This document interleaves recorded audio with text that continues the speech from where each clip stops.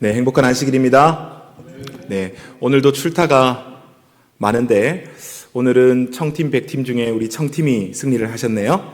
네, 지난번에는 이쪽이 확 비고 이쪽만 가득했는데 오늘은 여기가 조금 이렇게 열세를 하고 있는 것 같습니다. 요즘 총선이 다가오면서 누구를 뽑을지 고민을 많이 하고 계실 줄로 생각을 합니다. 오늘 우리 자리도 마찬가지인 것 같습니다. 어디에 앉을지, 이쪽에 앉을지 저쪽에 앉을지. 오늘은 이쪽 팀 승리입니다. 네, 우리 제일 뒤편에 우리 또 내일 아침 안식일학교 간증 시간을 위해서 방문해 주신 우리 임현호, 임지연 선교사님 환영합니다. 네, 좋은 소식을 들려주기 위하여 서울에서 또 먼 걸음한 이들에게 평안과 휴식의 기쁨이 있기를 소망합니다. 오늘은 그리스도 안에서의 연합이라는 제목으로 우리 주님의 말씀을 함께 나누고자 합니다. 요한복음 17장 21절로 22절에 우리 예수님께서 이렇게 말씀하셨습니다. 아버지께서 내 안에, 내가 아버지 안에 있는 것 같이 저희도 다 하나가 되어 우리 안에 있게 하사 세상으로 아버지께서 나를 보내신 것을 믿게 하옵소서. 내게 주신 영광을 내가 저희에게 주었사오니 이는 우리가 하나 된 것 같이 저희도 하나가 되게 하려 함이니이다. 아멘.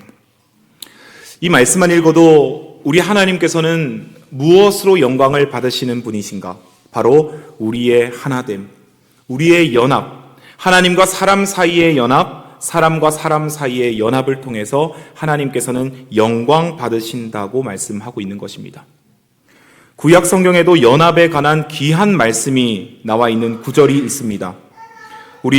우리가 잘 알고 있는 바로 넷째 계명이 기록되어 있는 안식일 계명입니다. 출애굽기 20장 10절은 이렇게 말을 합니다. 제7일은 너의 하나님 여호와의 안식일인즉 너나 내 아들이나 내 딸이나 내 남종이나 내 여종이나 내 육축이나 내 문 안에 유하는 객이라도 아무 일도 하지 말라. 아멘. 여러분, 아주 고대인 이때부터 하나님께서는 이 십계명, 하나님께서 친히 써주신 이 돌판에 무엇을 명시하셨냐면 연합을 명시하셨습니다. 하나님의 거룩한 날 이 안식일은 너만 지키는 날이 아니다. 이 계명에는 신앙을 하고 안 하고의 유무의 차이가 없습니다.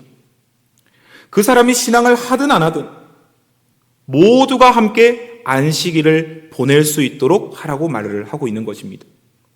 너는 쉬고 네 종들은 일하게 두지 말라는 것입니다. 신분이 다를지라도, 계급이 다를지라도, 성별이 다를지라도 모두 함께 하나님의 성일에 쉬어라고 말씀하고 있는 것입니다. 하나님께서는 구약과 신약 속에서 우리가 어떻게 연합해야 되는지, 하나님 보실 때에 어떤 방식으로 연합해야 되는지를 끊임없이 말씀해 주시는 것입니다. 이처럼 성경은 그리스도인이 하나님과 사람과 더불어 연합해야 함을 강조하고 있음에도 불구하고 예수께서 제자들을 바라보시며 끝까지 고민하시고 가슴 아파하셨던 내용이 바로 무엇인가? 바로 연합이라는 것입니다.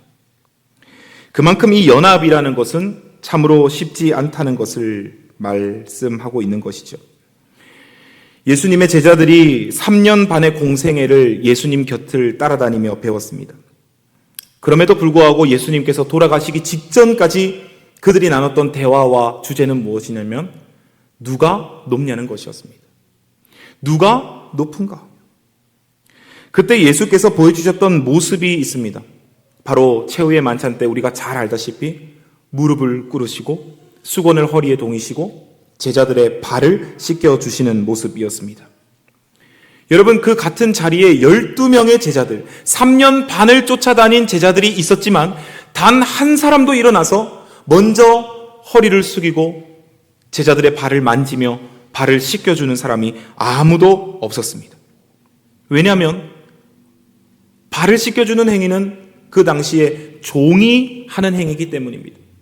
그 12명 모두가 누가 더 높은가에 빠져 있는데 감히 누가 일어서서 허리를 숙여 그 발을 씻기겠습니까?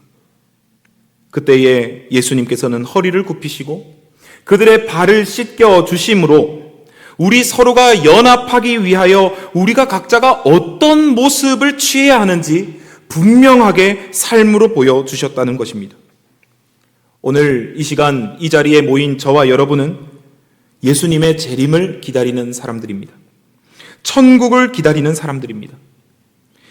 2000년이 지난 지금까지 예수님의 말씀을 지키며 말씀을 연구하며 짧게는 몇 년, 길게는 몇십 년 동안 여러분들은 말씀을 보시며 기도하시며 하나님에 관하여 배우시고 들으셨습니다.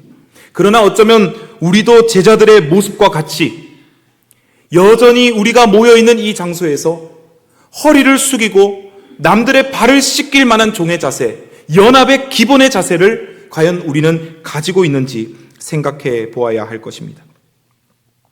자아를 죽이고 성령으로 말미암아 하나님과 하나 되는 연합, 나 자신을 내려놓고 사람과 사람 사이에 하나 되는 연합을 과연 우리는 경험하고 있으십니까? 여러분, 하나님은 재림을 기다리는 우리가 연합해야 한다고 말씀하십니다. 우리가 하나 되어야만이 주님의 사명이 이루어진다고 말씀하십니다. 그래야만이 우리가 천국에 가서 하나로서 살아갈 수 있다고 말씀하고 있으신 것입니다. 예수님의 재림을 기다리며 천국 가기 희망하는 우리는 첫 번째로 하나님과 연합해야 합니다. 예수님은 말씀하셨습니다. 같이 한번 읽어보겠습니다. 시작. 아버지께서 내 안에, 내가 아버지 안에 있는 것 같이. 예수님은 이 연합을 어떻게 이루셨을까? 어떻게 아버지 안에 내가 있을 수 있다고 하셨을까? 이 말씀에 대한 대답이 빌립보서 2장 8절에 기록되어 있습니다. 또 같이 읽어보겠습니다. 사람의 모양으로 나타나셨음에 자기를 낮추시고 죽기까지 복종하셨으니 곧 십자가에 죽으심이라. 아멘. 비록 예수님께서 여러분 우리들의 모습으로 오셨습니다. 인간의 모습으로 오셨습니다. 하나님의 모습이 아니라 우리 죄된 타락한 육신을 쓰시고 인간의 모습으로 오셨습니다. 그러나 그분은 하나님께 복종하심으로 하나님과 사람이 진정으로 어떻게 연합할 수 있는지를 보여주셨다라는 것입니다. 그런데 예수님의 복종은 단순한 복종이 아닙니다, 여러분. 이 말씀에 복종 앞에 적혀 있는 중요한 단어가 있습니다. 뭐라고 적혀 있습니까? 죽기까지 복종하셨다라는 것입니다.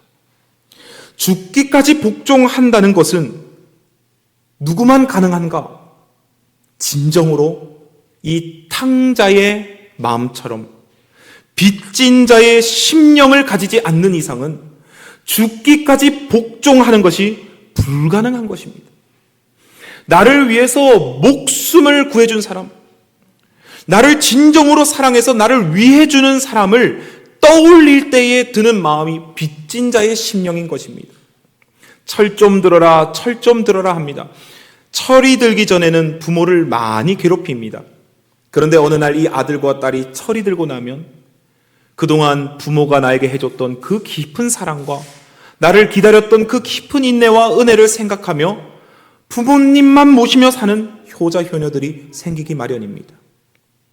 여러분, 이처럼 죽기까지 복종한다는 것은 나에게 주신 그 은혜, 나를 보내신 그 하나님의 크신 사랑을 진정으로 깨달아야만이 죽기까지 복종할 수 있는 것이라는 말입니다. 그래서 화인 여사께서도 이렇게 증언하였습니다. 그분의 죽으심은 우리가 마땅히 주님의 사업을 위하여 우리 자신과 자신의 소유 전부를 자원하여 바쳐야 함을 말해준다. 주께서 우리를 위하여 행하신 것을 생각할 때 우리의 마음은 사랑으로 충만해질 것이다. 여러분, 어떻게 할 때요? 생각할 때. 무엇을 생각하라고 말씀하시고 계십니까?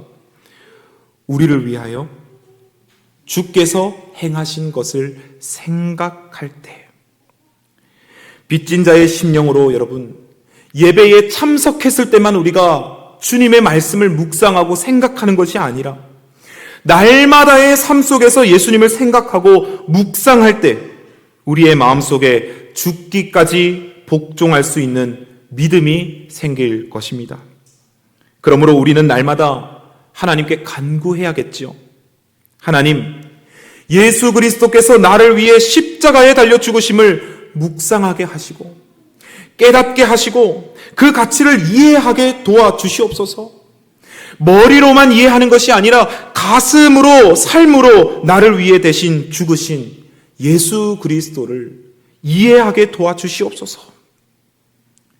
여러분, 내일 우리 한국재림교회의 우리 귀한 청년들이 우리 세움교회 안식일학교 시간에 예수님과 동행하며 변화된 삶을 간증할 것입니다.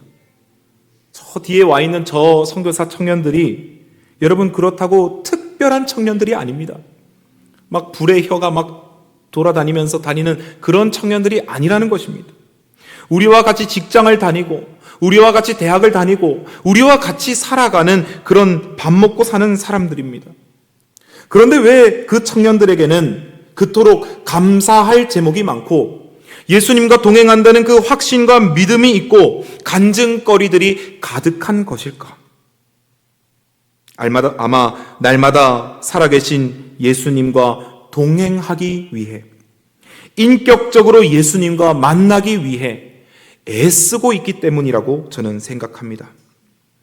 멀리 계신 예수님이 아니라 내 옆에 계신 예수님, 내 옆에서 나와 함께 하루하루를 살아가 주시는 예수님, 죄 많은 나를 구원하시기 위하여 2000년 전에 돌아가신 예수님이 아니라 오늘 나를 구원해 주시는 예수님, 그 예수님을 생각하고 살아가고 묵상하고 있기 때문에, 애쓰고 있기 때문에 간증거리가 넘친다고 저는 생각합니다. 사랑하는 우리 성도 여러분, 오늘 우리 교회의 모습은 2000년 전 제자들의 모습과 다를 바 없습니다. 3년 반 동안 예수께서 그토록 가르치시던 본질은 잊어버리고 허황된 인간의 생각대로 신앙을 이어나가던 제자들의 모습처럼 어쩌면 오늘날 우리도 그렇게 신앙을 하고 있지는 않습니까? 예수님은 이렇게 말씀하셨습니다. 그러하나 진리의 성령이 오시면 그가 너희를 모든 진리 가운데로 인도하시리니. 여러분, 우리 마음속에 있는 이 자아의 집을 비우고 성령을 받아들여서 우리 모두 진리 되시는 예수님과 참된 연합을 누리게 되기를 간절히 소망합니다. 작년에 우리 이영미 집사님이 기도방이 집에 있는 것이 참 감사한 일이라고 고백하신 적이 있습니다. 제가 그 말을 듣고 저희 집에도 기도방을 만들어 보려고 애를 써봤습니다. 그런데 아이 셋을 키우고 하다 보니 도무지 남는 방이 없었습니다. 그런데 문득 여러분, 갑자기 이런 생각이 들었습니다. 아이 셋은 핑계다. 사실 내 것으로 우리 집 공간이 가득 차 있다. 예수님과 은밀하게 교통할 공간보다 나에게 있어서는 냉장고 넣을 공간이 더 중요하고, 세탁기 넣을 공간이 중요하고, 옷까지 넣을 공간이 더 중요하고, 자전거 넣을 공간이 더 중요하고, 내 신학 서적들, 책들 넣을 공간이 더 중요하고, 사실 아이 셋은 핑계고 내 것으로 내 주위 공간이 가득 차 있다라는 삶을 느끼게 되었습니다. 예수님께서 내 삶의 첫 번째라고 외치면서 사실 제 삶 주위에는 예수님이 아니라 다른 것들로, 세상 것들로 가득 차 있다라는 것을 느끼게 된 것입니다. 이런 말이 여러분 한때 유행했죠. 멋이 중언디. 여러분 아세요 이 말? 멋이 중언디 뭐 이런 게 있었어요. 정말 내가 주께 복종하는 사람이라면, 정말 죽기까지 주님을 사랑하기로 결심한 사람이라면 내가 냉장고 없이도 살 수 있는 믿음 가져야 되지 않을까? 세탁기 없어도 살 수 있는 믿음 가져야 되지 않을까? 저 옷장에 있는 옷가지들 다 버려도 살 수 있는 그런 믿음이 나한테 있어야 되지 않는가라는 생각이 들면서 회개의 고백이 입에서 나왔었습니다. 여러분, 오늘 우리의 삶이 어떻습니까? 오늘 우리 주위에는 세상의 많은 것들이 연합하자고 여러분들에게 손을 내밀고 있을 것입니다. 그러나 우리만큼은 날마다 평생 예수님과 동행하며 하나님과 연합하는 것이 가장 첫 번째 일이 되는 그런 사람들이 되기를 간절히 소망합니다. 여러분, 우리가 아이들을 키울 때 누가 사탕 줄게 따라와 이러면 뭐라 하라고 가르치십니까? 안 돼요 이렇게 가르치라 그러죠. 안 따라가요, 싫어요 이렇게 가르칩니다. 왜 그렇습니까 여러분? 사탕 주는데 좀 따라가면 어떻습니까? 사탕 준다 하면은 감사합니다 하고 따라가야죠. 그런데 그렇게 가르치지 않는 이유는 그 대상이 신뢰할 수 없는 사람이기 때문입니다. 그 아저씨가, 그 아줌마가 우리 아이를 어디로 인도할지 모르기 때문에 누가 뭐 줄게 따라와 그러면 안 돼요라고 말하라고 가르치는 것입니다. 마찬가지입니다 여러분. 마지막 때 구원받는 14만 4천이는요, 요한계시록이 분명히 말하기를 어린 양이 어디로 인도하든지 따라가는 자들이라고 설명하고 있습니다. 그런데 예수님과 연합해보지 않고, 예수님과 연합해보는 경험을 누려보지 않고, 예수님을 신뢰해본 적이 없고, 예수님을 의지해본 적이 없는 사람이 어떻게 예수님이 이끄시는 대로 어디로든지 따라가는 경험을 누릴 수 있겠습니까? 예수님을 믿다 보면 다니엘의 새 친구들처럼 불구덩이에 들어갈지도 모르고, 다니엘처럼 사자굴에 들어갈지도 모르고, 요셉처럼 감옥에 들어갈지도 모르고, 베드로처럼 바다 물 한가운데 서 있을지도 모르고, 요나처럼 고래 뱃속에 들어갈지도 모르는데 어떻게 우리가 신뢰하지 못하는 예수님, 연합해 본 적 없는 예수님이 인도하시는 대로 우리가 따라갈 수 있겠습니까? 그러므로 이 시간 우리 모두 하나님과 진정으로 연합하기 위해 기도하고 애쓰는 저와 여러분 되기를 간절히 소망합니다. 두 번째로 여러분, 우리는 하나님께서 우리 주위에 주신 동료들, 사람들과 연합해야 합니다. 시편 133편 1절에 제가 참 좋아하는 말씀입니다. 형제가 연합하여 동거함이 어찌 그리 선하고 아름다운고. 제가 36대 신학과에 입학하여 신학 속에 살아갈 때에 방송부장 형님이 늘 아침마다 이 음악으로 저를 깨웠습니다. 형제가 연합하여 동거함이 어찌 그리 아름다운고, 어찌 그리 아름다운고. 이 노래 아십니까? 안 들어보셨습니까? 예, 제가 만든 노래는 아닙니다. 있는 노래입니다. 형제가 연합하여 동거함이 어찌 그리 아름다운고. 여러분, 이 말씀이 오늘 이 마지막 때를 살아가는 우리들에게 더 빛처럼 소금처럼 느껴지는 이유가 무엇입니까? 오늘 이 마지막 시대는 불화와 다툼과 갈등이 가득한 세상이기 때문입니다. 서로를 신뢰하지 못하고 연합하지 못하는 그런 세상이 바로 오늘날의 모습입니다. 우리 교회 내부의 모습도 마찬가지입니다. 우리 교회에는 개성이 가득한 사람들이 이 자리에 모여 있습니다. 다 다른 기질과 성격이 다른 사람들이 모여서 하나님의 교회를 구성하고 있는 것입니다. 그럼에도 불구하고 우리가 서로 낮은 자세로 서로를 섬기고 서로를 향해 나아가며 연합한다면 세상 사람들은 우리를 보고 하나님 나라를 꿈꾸고 희망을 보고 소망을 가지게 될 것입니다. 사도 바울은 이렇게 말합니다. 같이 한번 읽어보겠습니다. 시작. 우리는 하나님의 동력자들이요 너희는 하나님의 밭이요 하나님의 집이니라. 아멘. 또 에베소서는 기록합니다. 또 읽어보겠습니다. 너희도 성령 안에서 하나님의 거하실 처소가 되기 위하여 예수 안에서 함께 지어져 가느니라. 아멘. 여러분, 우리는 이 경험을 1, 2월 달에 이미 누렸습니다. 사장님이 어느 날 조감도를 가져오셨습니다. 3D 프린터 쫙 주셨습니다. 이야, 이대로만 되면 얼마나 예쁠까. 그런데 조감도는 조감도일 뿐입니다. 여러분, 건물을 지을 때 조감도를 이렇게 쫙 보면은 우와 이런 모습이 나옵니다. 그런데 짓다 보면 조금씩 모양이 달라집니다. 더 문제가 되는 것은 무엇이냐면 조감도는 화려한데 그 건물이 완공되지 않은 채 멈춰버리면 그것보다 흉한 게 없는 것입니다. 하나님의 백성들도 마찬가지입니다. 아무리 우리들이 세상을 향해 하나님 나라를 외치고 사랑과 자비의 그리스도를 전한다고 애를 쓰고 살아갈지라도 우리의 모습이 여러분 되지 않고 함께 지어져 가서 완성되지 아니하면 도리어 세상 사람들은 그런 분열된 우리들의 모습을 바라보며 욕하고 돌을 던진다는 것입니다. 제가 아는 한 장로교인 목사님이 이 자녀들과 함께 우리 재림교회를 다니셨습니다. 그 목사님이십니다. 심지어 그 자녀들 중에 한 명은 신학과에 입학을 했습니다. 그리고 졸업을 했습니다. 그리고 한 자녀는 부산의 모 큰 교회에 일요일이 되면은 10부장 역할을 하는 청년 회장직이었습니다. 그 토요일에는 온 가족이 안식일 교회를 나오는 것입니다. 예배를 드립니다. 그리고 일요일이 되면 아버지가 세운 섬기는 교회에 가서 예배를 하는 것입니다.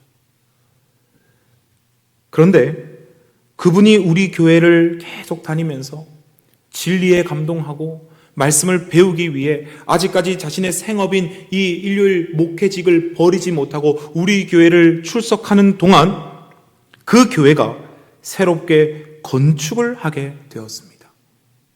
건축 문제를 논하기 위해서 교인들이 모였습니다. 그리고 토의를 하고 어떤 방법으로 재정을 확보할지 어떻게 할지를 논하는 장소에서 다툼과 논쟁이 벌어졌습니다. 장로님들, 집사님들 할 것 없이 아무도 그 논쟁과 다툼을 잠재우려고 하지 않고 서로의 생각만을 말하며 다투는 모습이 그 자리에서 펼쳐졌습니다. 그분이 그 장소에 함께 있다가 큰 시험에 빠져서 안식일 교회를 떠나시게 되셨습니다. 교리적인 문제도 아니고 어떤 사람에게 직접적으로 상처받은 것도 아닌데 그 공동체의 분열된 모습을 보고 하나님의 교회에 발을 담그었다가 떠나게 된 것입니다. 더 안타까운 것은 36대 신학과를 졸업한 그 아들도 교회를 떠났습니다. 아버지의 뜻을 따라 함께 떠났습니다. 여러분, 저는 그 모습을 바라보면서 참 가슴이 아팠습니다. 참 안타까웠습니다.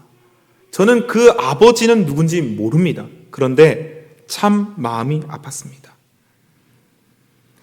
오늘 여러분, 우리의 모습은 어떻습니까? 하나님 보시기에 가정에서, 교회에서 우리의 모습은 아까 시편의 고백처럼 어찌 그리 아름다운 고입니까? 아니면 참 눈살을 찌푸리게 하는 고입니까? 세상 사람들이 우리의 모습을 바라보며 저곳에서는 내 말에도 귀를 기울여 주겠구나를 느낄 공동체입니까? 아니면 나 같은 사람은 저곳에 가면 무시당하고 멸시받겠구나를 느낄 만한 공동체 분위기입니까? 여러분, 우리 세움교회가 이 신도청에서 내뿜기는 이미지가 와, 저 세움교회 우리 사회와 하나 되어서 정말 우리의 고민을 들어주고 우리의 지역을 섬기고 우리가 함께 가서 거할 수 있는 그런 포근하고 평온한 그런 지역을 섬기는 그런 단체라는 느낌을 우리가 주게 되기를 간절히 소망합니다. 어제 맞습니까? 어제 4월 4일에 우리 대법원에서 이미진 집사님의 손을 들어주면서 이 안식일 시험 문제에 관한 탁월한 판례를 우리 교회가 가지게 되었습니다. 그런데 마냥 기뻐해야 되는 이 사실 속에 참 가슴이 아팠습니다. 링크를 보는데, 기사를 보는데 그 댓글에 지금은 또 어떨지 모르겠습니다만 그 소식이 탁 처음에 올라오고 기사의 댓글을 보는데 100이면 100 응원하고 축하합니다. 아우 잘 됐습니다. 지지합니다. 이런 댓글은 하나도 없고 전부 다 욕하는 댓글밖에 없는 것입니다. 재림교? 그게 무슨 종교냐? 신흥 종교냐? 이런 말도 있었고요. 개인의 이익을 위해 다른 사람을 힘들게 하는 게 종교냐? 이런 댓글들이 정말 많았습니다. 그렇게 따지고 들 거면 로스쿨 가지 말고 그쪽 종교 목사나 되세요. 뭐 이런 말도 있었습니다. 또 대법원에서 판결한 문구를 읽어보면 우리 재림교회를 뭐라고 표현하냐면 소수의 신앙인들 이렇게 명시하고 있었습니다. 제가 그것을 보면서 잠깐이지만은 참 이 설교를 준비하면서 또 더불어 묵상을 하게 되었습니다. 여전히 한국 사회가 우리 교회를 동굴에 갇힌 채 살아가는 사람들로 보고 있을 수 있겠구나. 이런 생각을 많이 가지게 되었습니다. 사회가 우리를 인정해 주지 않는 것 같고 사회가 우리를 잘 몰라주는 것 같다고 우리는 느끼는데 사실 사회가 재림교회가 어떤 종교인지 재림 성도들이 어떤 사람인지 알 수 없을 정도로 우리는 사회와 연합하지 않고 동떨어진 삶을 살고 있지는 않는가를 어제 잠시 묵상해 보았습니다. 제가 깜짝 놀랐습니다. 얼마 전에 선거 공보물이 도착했는데 자유통일당 대표가 언제부터 또 장경동 목사님이시더라고요. 아세요? 장경동 목사님? 우리 장경동 목사님을 신학과의 모 우리 교수님께서 잘 아셔가지고 이 예언의 신 세트집을 장경동 목사님께 수년 전에 이렇게 선물로 드린 적이 있어요. 그래서 그분이 그 설교를 하실 때 이 시대의 소망을 많이 참고하시고 그때까지만 해도 참 괜찮으셨거든요. 유머도 있으시고.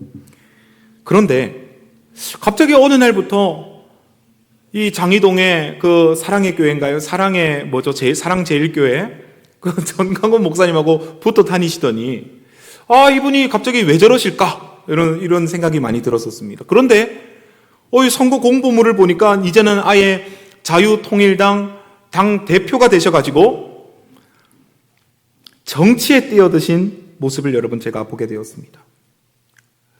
그걸 바라보면서 저분이 뭘 원하시길래 저럴까? 이제 나이도 드실 만큼 드셨고 유명세도 많이 타셨는데 그 유명세를 지키기 위함일까? 아니면 정말 국가와 나라를 민족을 사랑해서 이 직분이 아니면 안 되기 때문에 메인에 서셨을까? 막 여러 생각을 좀 해봤습니다. 여러분 우리 재림 성도들이 장경동 목사나 정광훈 목사처럼 모두가 TV 나와서 누구는 맞다 누구는 틀렸다 외칠 필요는 없습니다. 그렇게 막 활동할 필요는 없습니다. 선거 공보물에 굳이 얼굴이 안 나오셔도 됩니다. 그런데 분명히 해야 될 한 가지는 있습니다. 그것은 우리가 사회와 지역과 사회의 약자들 그런 사람들과 더불어 연합해서 하나님의 빛을 소개하고 전하는 일에 힘써야 된다는 것입니다. 세상 사람들이 우리를 소수의 신앙인으로 이해하지 않도록 이런 소식이 들렸을 때 댓글로 야 너네 종교 뭐냐? 이런 소리가 아니라 이야 재림 성도들 그렇게 애쓰더니 참 잘했네요. 잘 됐네요. 좀 법원은 재림 성도들을 좀 도와주세요. 그 사람들 참 지역을 위해서 열심으로 살아가는 사람들입니다. 그 사람들 때문에 우리가 도움받고 살아갑니다. 좀 도와주세요라는 고백이 여러분 우리가 받아야 될 그런 연합이 아닐까라는 생각을 해보았습니다. 다니엘도 요셉도 모세도 사도들도 여러분 잘 생각해 보시면 이방 땅에 발을 딛고 있을 때 하나님이 쓰셨다는 것을 우리는 보게 됩니다. 우리가 속해 있는 사회에 등을 돌리면 나만 산다라는 생각을 한다면 하나님이 어찌 우리를 사용하시겠습니까? 제가 어제 학자봉, 학생 삼던 자원 봉사 교육에 어제는 저녁에 모임이 있어서 갔는데 생뚱맞게 주제가 예천읍 문화재 발굴 사업을 한다는 거예요. 그래서 제가 이런 것도 합니까? 제가 그랬어요. 그런데 취지를 들어보니까 너무 좋더라고요. 누군가가 예천읍에 왔을 때 예천읍에 있는 보물들이 뭔지 유적들이 뭔지. 근데 유적이라고 하면 대부분 뭡니까? 향교, 아니면 불교에 관한 것들. 그런데 그런 것들을 조사하고 찾아야 돼요. 그런데 그 일을 진두지휘하는 그 모임의 사람들이 다 어떤 사람들이냐? 다 집사님, 권사님들이. 그 자원봉사 모임의 말이에요. 그 안에 안식일교 목사가 한 명 딱 지금 앉아 있는 겁니다. 이야. 그 장로교 집사님, 권사님들이 이 지역 사회를 돕기 위해서, 지역 사회의 문화재를 찾기 위해서, 역사를 알리기 위해서, 관광 오는 사람들에게 소개하기 위해서 활동하는 모습을 보면서 어제 머리를 한 대 딱 맞은 기분이었습니다. 야, 우리 교회가 그냥 신앙만 가르치고 도르가에서 또 힘들다 그러면은 뭐 조금 도와주고 이렇게 도와주고 가끔씩 건강 전도해 또는 복음 전도해 이런 것들만 우리가 어쩌면 생각해 오며 살아왔을 수도 있는데 이 사람들은 이미 장로교, 감리교, 침례교 할 것 없이 이 사회의 단체 속에 들어가서 내가 해야 되는 작은 일들, 어쩌면 사회 속에서 누군가는 책임지고 이끌어 가야 되는 일들을 묵묵히 내 분야와는 전혀 다른 분야지만 그곳에서 하고 있었구나. 여러분, 그 자리에 온 분들이 제 눈에는 다 아주머니들처럼 보였어요. 조금 나이 많은 분은 할머니, 할아버지. 그런데 자기소개를 하는데 저는 상담 박사입니다. 저는 석사입니다. 저는 NGO, 저는 사회적 기업 사장입니다. 저는 공무원 은퇴한 사람입니다. 저는 뭐 하는 사람입니다. 와, 이런 사람들이 다 그렇게 모여 있구나. 그곳에서 이 지역을 위해서 애를 쓰고 있구나를 깨달았을 때 오늘 하나님께서 우리 세움 성도님들에게 무슨 길을 보여주시는지를 저는 느끼게 되었습니다. 그래서 제가 물었습니다. 혹시 부회장님, 제 주위에 이런 예천 문화재에 관해서 관심 있고 생각 있는 분들이 있으면 이런 거 할 때 동참해도 됩니까? 아, 환영이라는 거예요. 적극 환영이라는 거예요. 그래서 우리 머리에 여러 우리 장로님들, 집사님들이 떠올랐습니다. 제가 맡은 주제가 있습니다. 다음 주까지. 제가 맡은 주제는 왜 예천이 봉황을 상징으로 삼고 있는지. 봉황 아십니까? 전설 속 동물 봉황. 그리고 왜 단샘이 예로부터 그렇게 깨끗한 물이고 그렇게 인정받는 곳이었는지에 대해서 조사해서 레포트를 쓰는 것입니다. 숙제를 내주더라고요. 재밌죠? 상담하고 아무 상관없고 목회하고도 아무 상관없는 일인데 저에게 그런 레포트를 주셨습니다. 감사합니다 라고 했습니다. 이 일을 해결하려면 어딜 가봐야 될까요? 예천 박물관에도 한번 가봐야 될 것이고 뭐 또 문화관광가도 한번 찾아가봐야 될 것이고 필요하면 인터뷰도 따고 도서관도 가고 인터넷 검색도 하고 그렇게 해야겠죠. 아, 이것이 내가 그리스도인으로서 내가 사는 이 지역 사람들과 연합하는 방법이구나를 하나님께서 보여주셨습니다. 내가 사는 지역이 어떤 지역인지. 재림교의 기본 교리는 내가 너희를 사랑한 것 같이 너희도 서로 사랑하라는 이 요한복음 15장 12절의 말씀을 이렇게 풀어놓고 있습니다. 나는 그대들이 합당한 몫을 받고 있는지를 알아보고 그렇지 않으면 고소하여 자신의 권리를 주장하지 말도록 요청한다. 나는 그대들에게 다른 이들을 사랑하는데 그것이 필요되는 일이라면 그대들의 웃옷을 벗어 등을 채찍에 내어주고 그대의 다른 편 뺨도 돌려대고 거짓 고소와 모욕과 조롱을 감수하고 상하고 꺾이고 십자가에 못 박히고 매장되는 것도 불사하라고 요청한다. 왜냐하면 그렇게 하는 것이 내가 그대들을 사랑하는 것처럼 다른 이들을 사랑하는 것이기 때문이다. 여러분, 이 예수님의 짧은 말씀을 이렇게 풀어놓는 이 교리의 말씀을 보면서 우리가 어떤 마음으로 사람들과 연합해야 되는가? 하나님께서 주시는 그 사랑과 하나님과 먼저 연합된 그 정신과 그 마음을 알고 깨달아야만이 그 마음으로 다른 사람들과 연합될 수 있다라는 것을 보게 되는 것이었습니다. 말씀을 줄이며 오늘 우리는 사단 마귀와 긴 줄을 잡고 줄다리기를 하고 있습니다. 서로 함께 힘을 주고 서로 함께 호흡을 맞추면 사단 마귀의 유혹에 우리가 함께 쉽게 끌려가지 않을 것입니다. 아무리 약한 사람일지라도 그 줄을 잡고 있는 동안 그 전체에게 힘이 됨과 동시에 자신도 보호받는 것입니다. 오늘 우리는 세움교회라는 이름 아래 한 형제로, 한 팀으로 부름을 받았습니다. 우리에게는 줄이 주어졌습니다. 이 줄은 예수님 재림하시는 날까지 우리의 힘과 연합을 요구할 것입니다. 우리의 군대 대장 되시는 예수님께서 이 줄 가운데 함께 서셔서 이 연합의 주체가 되시어서 우리와 함께 줄을 잡아주고 계십니다. 이제 우리 모두 힘차게 호흡을 맞춰 이 줄을 당기기를 소망합니다. 하나님과 사람과 연합하며 아름다운 주님의 열매 맺는 우리 모두 되기를 소망하며 말씀을 줄이겠습니다. 이 시간은 우리가 함께 연합 기도하는 시간을 가지도록 하겠습니다. 첫 번째 기도 제목은 하나님과 진정으로 연합하는 포도나무의 가지가 되게 하소서. 두 번째는 우리가 속한 세상, 지역 이웃들, 성도들과 연합하게 하소서.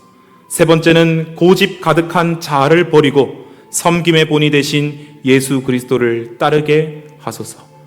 두 사람 혹은 개인께서 충분히 기도하시고 묵상으로 모든 예배 마치시면 되겠습니다.